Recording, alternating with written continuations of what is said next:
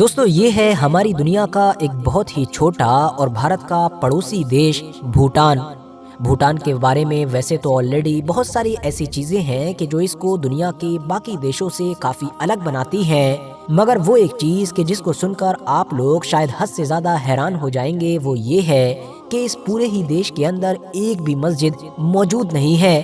हाँ दोस्तों, आप लोग बिल्कुल सही सुन रहे हैं, पूरे ही देश में एक भी मस्जिद मौजूद नहीं है। अब आप में से बहुत सारे लोग ये सोच रहे होंगे कि भाई यहाँ पर मुसलमान ही नहीं होंगे, और जब मुस्लिम नहीं हैं तो फिर मस्जिद का क्या काम है। लेकिन नहीं, यहाँ पर न सिर्फ मुस्लिम रहते हैं बल्कि अच्छी खासी तादाद में रहते हैं, और तो और ये सारे मुसलमान कई बार अपनी मस्जिद बनाने की कोशिश भी कर चुके हैं, लेकिन फिर भी इतिहास में आज तक पूरे भूटान देश के अंदर एक भी मस्जिद न बन सकी है। तो अब सवाल यही है कि भाई आखिर ऐसा है क्यों? तो दोस्तों, भूटान एक ऐसा देश है कि जिसकी आबादी आज के दौर में लगभग 7.5 लाख के करीब है, जिसमें से 2/3 यानी कि 70 से 75% लोग सिर्फ और सिर्फ बुद्धिज्म यानी कि बौद्ध धर्म को ही फॉलो करते हैं, जबकि दूसरा जो सबसे मेजर यानी कि बड़ा धर्म है वो दरअसल हिंदुइज्म है। इसके अलावा यहाँ रहने वाले मुसलमानों की आबादी भी लगभग 7,000 के करीब बताई जाती है, और थोड़ी बहुत तादाद में ईसाई लोग भी पाए जाते हैं। और तो और मुसलमानों की तरह यहाँ पर ईसाइयों का भी कोई चर्च या फिर कोई इबादतगाह वगैरह मौजूद नहीं है। अब आप में से ज्यादातर लोगों के दिमाग में यही सवाल होगा कि क्या हिंदू लोगों का भी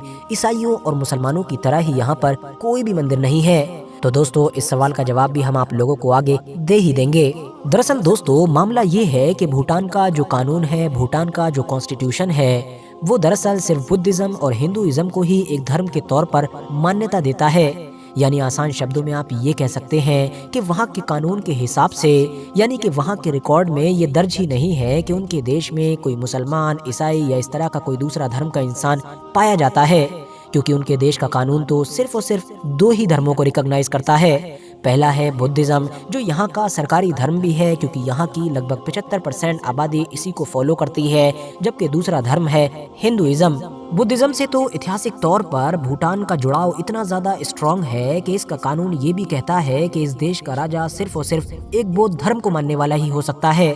यानी अगर कोई इंसान किसी और धर्म को फॉलो करता है, किसी और रिलीजन को मानता है, तो वो इस देश का किंग नहीं बन सकता है। हिंदू और बौद्ध धर्म को छोड़कर जितने भी बाकी रिलीजन हैं, उन सबको मान्यता न देने के साथ साथ इस देश का कानून इन सारे धर्मों के लोगों को उनकी इबादतगाहें या उनके धर्म से जुड़ी हुई वो सारी चीजें बनाने से भी रोकता है जो किसी भी तरीके से उनके रिलीजन को प्रमोट करती हैं। जाहिर है इस चीज में सबसे टॉप पर मुसलमानों के लिए मस्जिद और ईसाइयों के लिए चर्च ही आता है। यही वजह है कि ईसाइयों और स्पेशली मुसलमानों की तरफ से कई बार ये कोशिश की गई है और गवर्नमेंट से इजाज़त मांगी गई है कि उनको उनकी मस्जिद बनाने की इजाज़त दे दी जाए ताकि वो लोग एक साथ नमाज अदा कर सकें, मगर हर बार ही उनकी ये इजाज़त ठुकरा दी जाती है। हालांकि दोस्तों, दुनिया भर से होने वाले क्रिटिसिज्म की वजह से भूटान की गवर्नमेंट ये बात भी अक्सर कहती रहती है कि भले ही उसके देश का कानून बाकी धर्मों को रिकॉग्नाइज ना करता हो, बाकी रिलीजन को एक रिलीजन के तौर पर मान्यता ना भी देता हो, लेकिन फिर भी वो इन सारे लोगों को भी फुल आज़ादी देता है। यानी कि वो अपनी प्राइवेट प्रॉपर्टीज और अपने घरों के अंदर जो चाहे वो कर सकते हैं, चाहे कोई त्योहार मनाएं, चाहे नमाज अदा करें, चाहे पूजा करें, चाहे कुछ भी करें। यही वजह है कि ये देखा जाता है कि भूटान के मुसलमानों ने अपने घरों में एक खास किस्म की इबादतगाहें यानी कि प्रेयर रूम बना रखे हैं, जिसके अंदर ही वो लोग नमाज अदा करते हैं। ठीक इसी तरह से भूटान के ईसाई लोग भी अपने घरों के अंदर ही अपनी प्रेयर यानी कि अपनी इबादत वगैरह करते हैं। अब जहाँ तक मामला हिंदुइज्म यानी कि हिंदू धर्म का है, तो जाहिर है आप लोगों को आंसर मिल ही चुका होगा,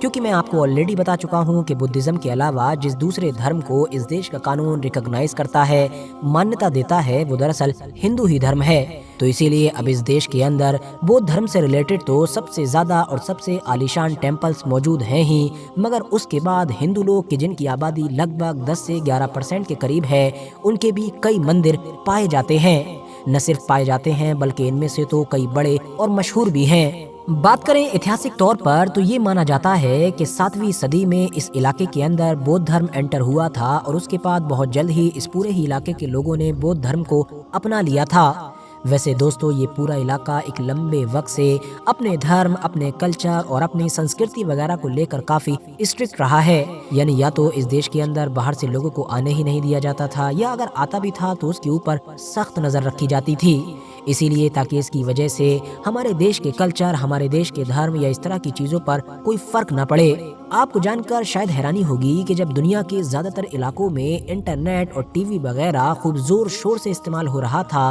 और लोग इसके मज़े ले रहे थे, तो भूटान के अंदर ये सारी चीज़ें पूरी तरीके से बैन थीं। यानी सन 1999 में ही इस देश के राजा की तरफ से इंटरनेट और टीवी जैसी चीज़ों पर से पाबंदी हटाई गई। तो इस हिसाब से अब ये माना जा सकता है कि भूटान ही वो देश था कि जिसने सबसे आखिर में टेलीविज़न का इस्तेमाल करना शुरू किया था। दुनिया के अलग अलग इलाकों से जब भी कोई ईसाई या मुसलमान भूटान को घूमने के लिए आता है, यानी कि एज अ टूरिस्ट आता है, तो उसको यहाँ पर अपनी प्रेयर के लिए मस्जिद या चर्च वगैरह नहीं मिलता है। हालांकि आधिकारिक तौर पर यहाँ पर एक कक्ष ज़रूर बना दिया गया है जिसमें 3 सेक्शन हैं, यानी कि 3 कमरे हैं, जिसमें से एक कमरे में तो मुसलमान अपनी नमाज अदा कर सकते हैं, दूसरे में जो ईसाई लोग हैं वो अपनी प्रेयर कर सकते हैं, जबकि तीसरे में सिख लोग अपनी प्रेयर कर सकते हैं। तो दोस्तों ये थी भूटान की छोटी सी कहानी, और आज की अपनी वीडियो को हम यहीं पर ख़त्म करते हैं। वीडियो पसंद आने पर न सिर्फ वीडियो को लाइक करें बल्कि अपने फ्रेंड्स के साथ भी ज़रूर शेयर करें, और इसी तरह की नॉलेजेबल और हिस्टोरिकल वीडियोस हमेशा देखने के लिए हमारे इस चैनल को सब्सक्राइब करने के साथ साथ बेल आइकन को भी ज़रूर प्रेस करें।